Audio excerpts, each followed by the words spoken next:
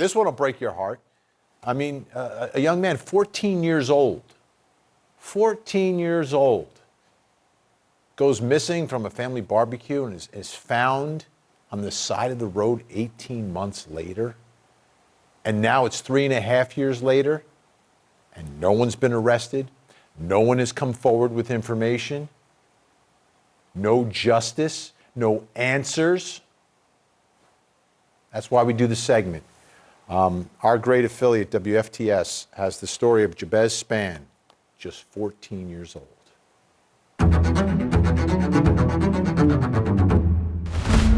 Every day that go on that no one's been arrested, the harder it get. A lot of pain. A lot of pain. The 14-year-old went missing after a Labor Day barbecue near his home on September 4th, 2017. His remains were found 18 months later on the side of a Manatee County road. Nobody has got away. They may think they have, but they have not got away for taking the life of our baby. It's still unclear what led up to his death.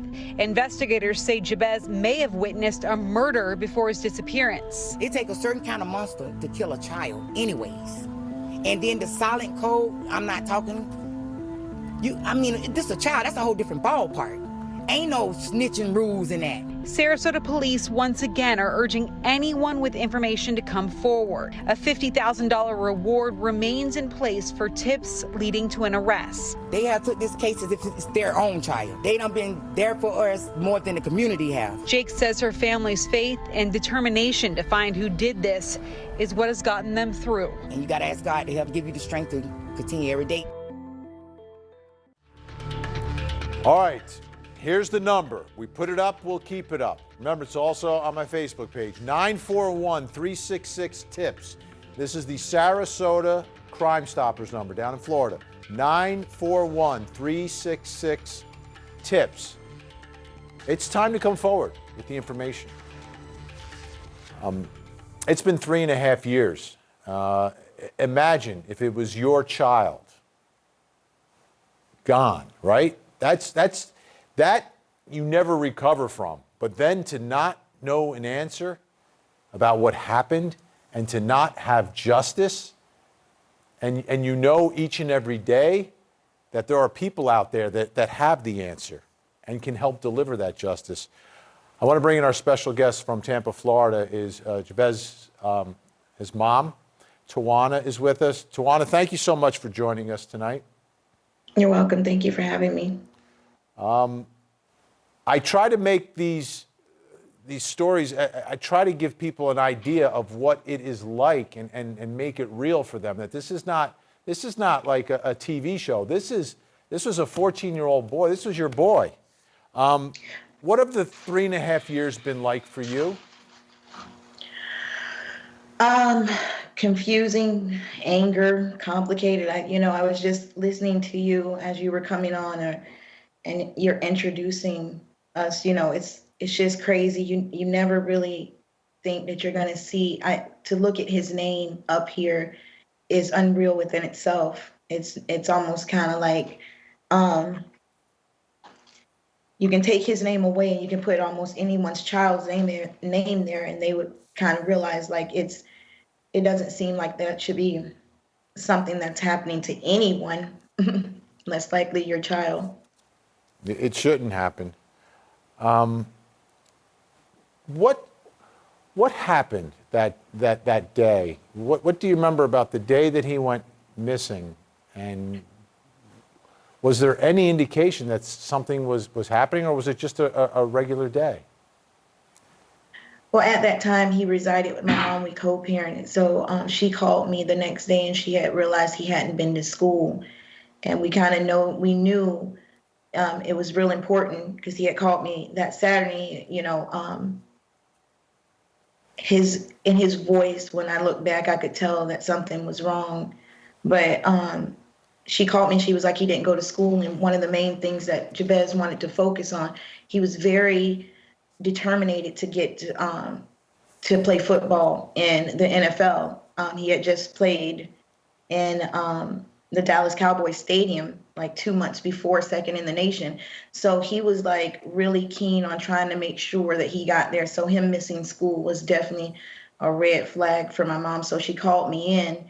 And, sometimes teenagers my mom is 60 something years old. So, they always have their like little bouts due to just age difference. So I would come in when he gets upset or whatever and go find him. He'll be over to some of his cousin's house. But it was really crazy because I looked everywhere.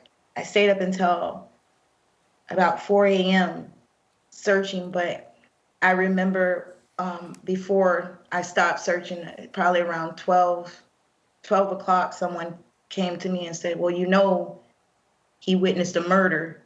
And then you kind of go in the state of panic of, you mean there were people that knew this and they let this information I think everybody thought that no one would come in and do something like this in our neighborhood.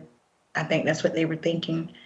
But I can tell them one thing, that should never be a thought when a child knows information that is crucial to putting other people away that have did harm to someone else. Believe me, the most valuable thing to do and important when it comes to timing is to make sure that they tell someone. Absolutely. But that's an incredible burden on a 14-year-old to having witnessed a murder. 14 years old, I mean, that's an age of innocence. They're just learning their way in the world. No 14-year-old should have to witness that and carry that burden. So I can understand to a certain extent, right? He witnesses a murder, he disappears. I mean, people can put two and two together. I don't believe in coincidences. I think these are real leads. Is there any indication that investigators anywhere have any idea about who may have been involved in the crime that he witnessed, in the murder that he witnessed? Well, the thing about it is we had a witness, Reggie Parker, and he told us that, I remember him telling, basically he was like, you're not going to like him when you find him, which is an odd comment to make about anything, period. And then he named some people, and the people that he named, actually, one of them was like best friends with my oldest son. So it was easily that they would have been able to lure him anywhere at any given time. So the thing about it is, I think what's crazy is that these are people that he trusted. These are people that he thought that would not do anything to him. And at one point, and I tell every show that I go on, the thing that makes me, to drive me to never stop, is because at one point they had to look him in his eyes and murder him.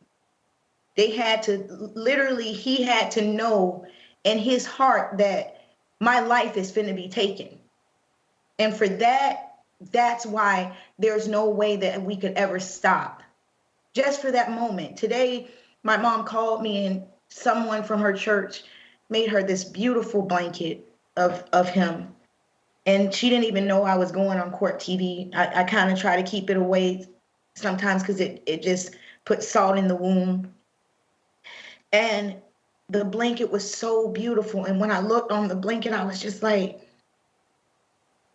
wow, what decision did they make to cause? I don't even know if they know what they caused, but to see him on that blanket was just. So every show that I try to do, I try to make sure that not even just for Jabez, but to pay attention to your children. When someone is missing, time is very valuable. And if there's anybody that has anything to say, he doesn't have a voice. We just need a voice. That's all we need. That's it. Tawana, I know this is so difficult for you, but it's so important. You're such a strong voice for your son. And that's the only way there's going to be some semblance of justice here. You got to keep pushing forward. Right. And let's just shift the topic just a little bit Okay. to your son. I want to know about him. I want to know what he loved football. He looks like he's a huge guy. I mean, He's not. He's not? tiny. Really? He's tiny. Yeah, he was just a little bit taller than me and very tiny, very quick. If you watched any of his football videos, he's the guy that carries the team. He's the guy that carries the team. Him and his other football friend, which was a quarterback, they were like this, and they did phenomenal things. Yeah, I think his future was very bright. Was very bright, and he's if you can tell by his smile, he loved joking and laughing, and he just was he was definitely one of a kind. Yeah, you can't fake that smile. No, you That's can't real. fake that smile. No. That is 100% real. As you probably heard, I post this and I try to get everyone to share it because just keep sharing, resharing, to keep the pressure on. But people have also posted some comments, and I just wanted to share a few of them with you, Tawana. Yes. Nikki tonight writes, it's heartbreaking. Prayers for that young man's family. I pray justice is served. And for you, justice, I mean, you want the answer and you want someone held responsible. Yeah, I want them to I just want to be able to look them in their face. My mom and my sister and them and everything and everybody is more lenient towards if anything happens, they definitely they want to see them with the same fate. To me it's just a no-win situation because we lost the person that Jabez witnessed. He lost, his children lost, and the children of whoever did this is going to lose also. So all the way around, from the decisions of the split decisions that they thought at this time was just such a great decision of robbing someone and killing two people, has a ripple effect that will affect probably at least 100 people due to just the knowledge of everybody being connected. So it's not them getting their life taken it's a little bit too easy for me. But them sitting and dwelling and thinking about what they did on a day-to-day basis and not being able to communicate and touch their family like we can't touch ours, I'd rather for that to happen than them to be a quick moment in time and then they're just gone. That's not a suffer, and we're suffering. So if it's going to be something that they suffered, lock them up, throw away the key, and make them think about that on a daily basis of what they did, because they will. They have no choice. Leslie tonight writes, so sad. Who could harm a 14-year-old, a baby? That is wonderful that the mother said the Sarasota police have been there for her like it was their own child. That is what we need, to come together. I will share this video. Prayers to the family. God bless them. How have things been going, in the relationship with investigators and information, et cetera? How has that been going recently? I kind of feel bad. I started off on a rocky start with Sarasota Police Department. I was probably a pain in the butt. It was almost like you would have thought that this was their child. That's just how the detectives took on this case. It was unreal. They still to this day brings my mother flowers on either his birthday or Christmas, and just and they're still on it.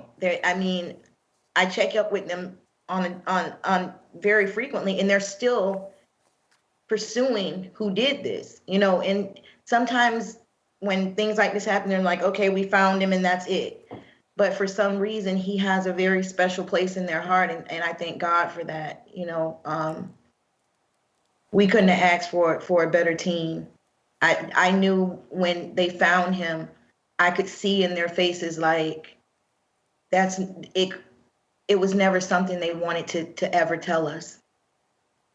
Well, Tawana, I hate that we have to meet under these circumstances, but it's part of what I do here at Court TV. So, but it's nice to speak with you, and these stories, as you know, we don't just cover them once and then move on. We'll stay on this story, and hopefully someday we're sitting here and talking about a trial, and that's what needs to happen here. That's going to be our next meeting. All right. That's going to be our next meeting. Tawana, thank you so much, and God bless you and your family. All right, you too. Bye-bye. All right, folks, now is the time to come forward. I mean, if you know something, how could you sit there and not come forward and not say something? Not give investigators the information that they need, because it is blatantly obvious in this case that many people know exactly what happened. All right, we'll be right back.